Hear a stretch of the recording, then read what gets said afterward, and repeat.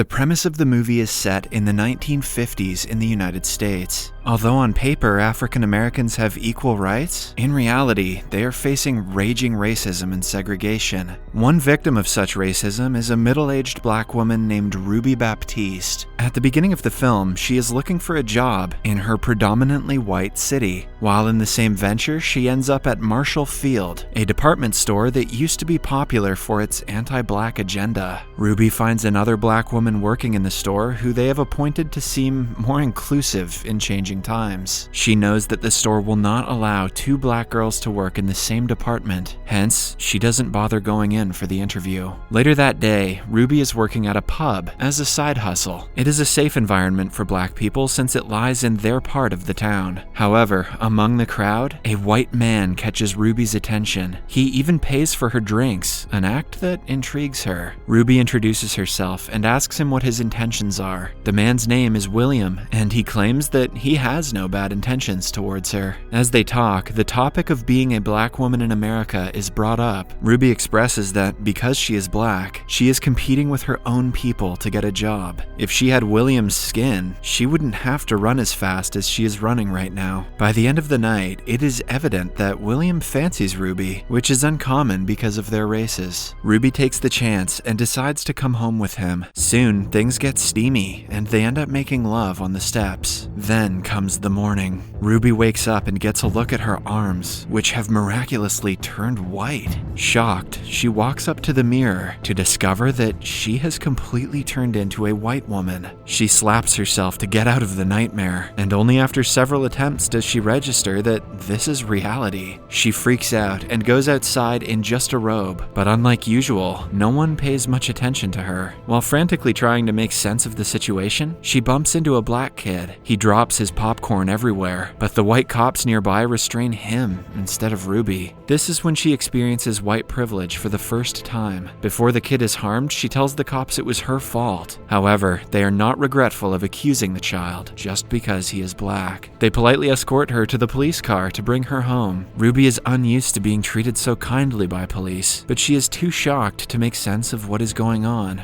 At last, they find out she is William's friend and bring her to his house again. It turns out that the officers have been told that Ruby is William's wife and is mentally ill. When she discovers that they are taking her back to William's, she tries to escape. She has to stop because of sharp pain in her body that almost knocks her out. In the following scene, William brings her inside a room and lays her down on the floor. Ruby is still screaming in pain, oblivious to what is happening to her body. Then, her bones crackle and she starts transforming into her older self. William helps her with the transformation by cutting her with a kitchen knife. Her skin sheds, and it is revealed that she is the same Ruby under her white skin. After the situation dies down, Ruby is still weak, so she rests on his bed, while William tells her what is going on. He starts by explaining metamorphosis, a process that changes a caterpillar into a butterfly. The same process can be performed in humans, which is how Ruby turned into a white woman. He also asks her to rest assured because the transformation is reversible and only works if she drinks a potion from time to time. He further explains that the potion is not scientific, it is magical. Just when he says this, black butterflies fly above Ruby. Some years ago, William was working to apply metamorphosis to humans, but his practice was laughed at because it didn't seem practical to his colleagues. That was only until he met a man who had a secret to the universe and who gave him the potion.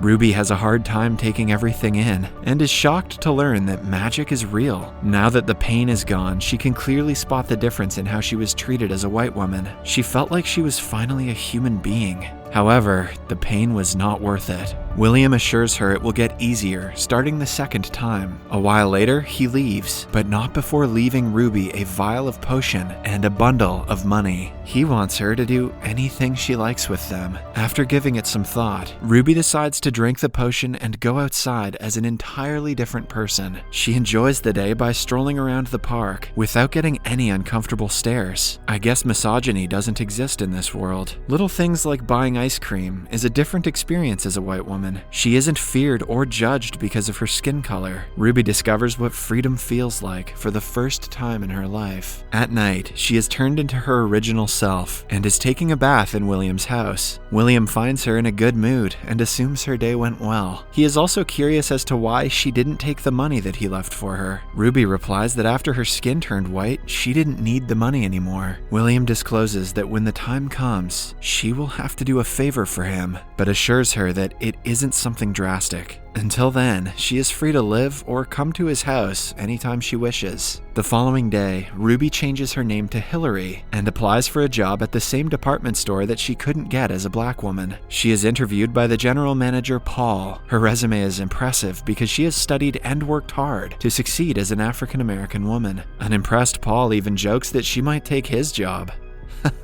Aside from the formal questions, she is asked how she feels about working with colored people. Ruby replies that as long as they are qualified, she doesn't care. Satisfied with the answer, Paul offers her a job as an assistant manager. As Paul continues to chat, Ruby feels herself transforming back to her original self. She quickly makes up an excuse and escapes the situation. Thankfully, she manages to get into an elevator before fully turning. Later that week, she starts working as the assistant manager, a position so high not even the most qualified black woman could acquire it. Paul welcomes her by kissing her hand and is overly friendly to her sometimes. But since Ruby is drowning in the high of being white, she hardly notices his advances. After that, she goes to Tamara, the black woman whose employment hurt her chances last time. Although she was the reason Ruby didn't get the job, she doesn't hold a grudge against her own people. In fact, Ruby makes sure to remind Tamara that she has been appointed because of her qualifications, and she shouldn't let anyone undermine that. In reply, Tamara reveals that she is a high school dropout. The confession sends Ruby into a moral dilemma. She has always preached that employment should be based on one's qualifications, but seeing her own people misusing the power, she is left confused on what side she is on. Later on, Ruby is with her female colleagues in the back room, trying on clothes and dancing together. The white women are shocked at how well she dances. Upon finding out that she has been to a club in a predominantly black area, they urge her to take them as well. "Let's appropriate some culture," they say. Ruby is shocked because she had thought white women would dread being around black people, but it turns out they are interested in black culture, but are unwilling to accept them as people.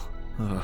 The following day, Ruby finds Tamara not doing her job right. She scolds the girl, saying that she can only be an asset to her race if she is better at her job. Since it is coming from a white woman, Tamara thinks the message is condescending and racist. As Ruby continues yelling at her, Paul interrupts them, asking if everything is all right. Ruby immediately composes herself and says that Tamara was just offering to show them around the black pub later that day. After work, Paul, Tamara, Ruby, and the three white women go to the club. Listening to her white colleagues talking about black people and culture, Ruby feels disheartened. She has started to lose a sense of originality in the first week of being a white woman. When no one is looking, she goes outside and breaks the vial of potion with her hands. This turns her back into a black woman, and she feels much better than she did earlier. Just then, she hears a noise in the background. Upon peeking through a hole, she sees Paul forcing himself onto Tamara. This reminds Ruby of all the times he has looked down upon Tamara, calling her names behind her back and insulting her for being black. He is so desperate that he is taking advantage of a helpless girl. Ruby burns in anger, but before she can do anything, Tamara takes a stand for herself. She bites Paul's lip and gets free from his hold. In the following scene, Ruby is sitting on William's couch, covered in her own blood from frequent transformation. From the basement door comes a beautiful girl named Christina. Ruby has seen her once or twice before and assumes that she is William's assistant. Christina says that she knows what Ruby is going through, but in turn, Ruby claims she will never understand the pain of being black. Christina agrees, but asserts that William didn't give her the potion so she could turn white. He gave her the potion so she could do everything she wanted to as a black woman.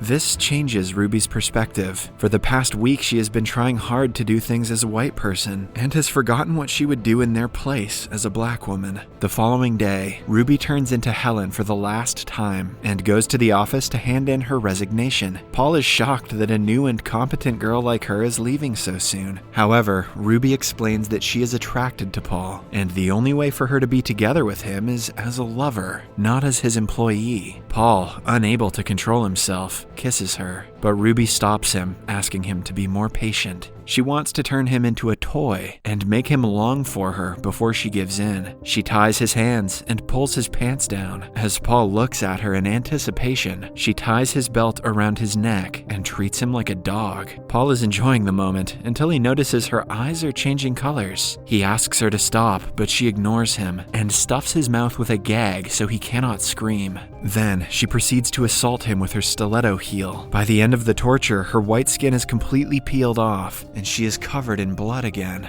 This is getting wild. In the following scene, Ruby finds William at home coming out of the basement. She has seen him and Christina come and go from the basement several times. Moreover, it is the only place in the house with a lock. She inquires what is going on down there. Suddenly, William falls to the ground in pain. To Ruby's shock, he goes into metamorphosis and turns into Christina. It is then revealed that Christina is her true form, and she turns into William because of the potion. She brings Ruby into the basement, where the real William and Hillary are attached to machines. Christina uses their blood to create the potion, which she further puts into use to disguise herself as William. It is revealed that Christina was a scientist, working with a group of men who never believed in her. She was also discriminated against because of her gender, so she changed herself into William and reached an immense height of success. Ruby is shocked by the revelation and realizes that Christina has lost herself because of the magic. She also comes to terms that she doesn't need the potion anymore because she doesn't want to be white. She has learned to embrace her skin color, no matter how she is treated because of it. All that matters is that she doesn't lose her integrity and pride.